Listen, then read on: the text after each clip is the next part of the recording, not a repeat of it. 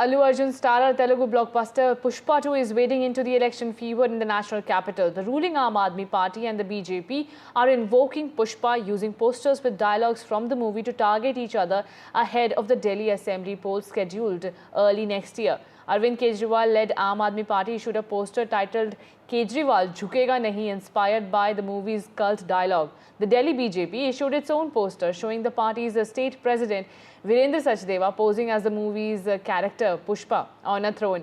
My colleague Ishika Verma is joining me for more on this. Ishika, take us through this political war of words.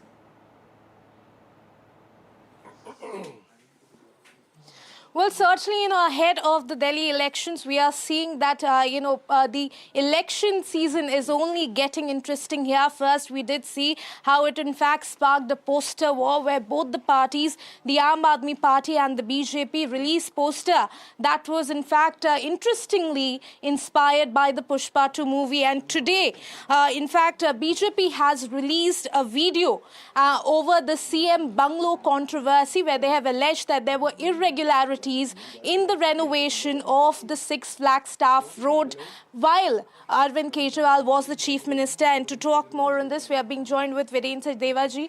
Sir, आज आपने एक video release की, क्या उसमें message देना चाह रहे जनता?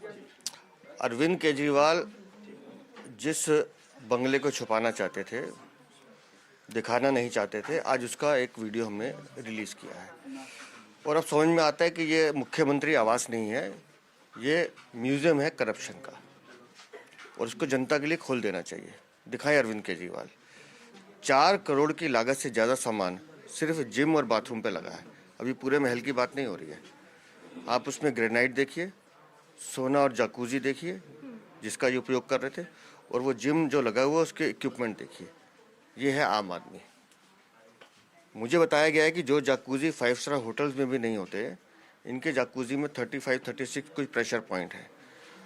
अब मुझे नहीं मालूम उससे क्या होता है, लेकिन जिस तरह की अय्याशी का सामान अरविंद केजरीवाल ने इस म्यूज़ियम और जो करप्शन का म्यूज़ियम है उसमें लगाया है, ये दिखाता है कि दिल्ली की जनता को लूटने का काम अरविंद केजरीवाल ने किया है। ये अपने आप को आम आदमी कहते हैं। ये कहते थे मैं घर नहीं लूँगा, मुझे तो 2 कमरों का फ्लैट चाहिए। अब देखिए उस फ्लैट की हालत।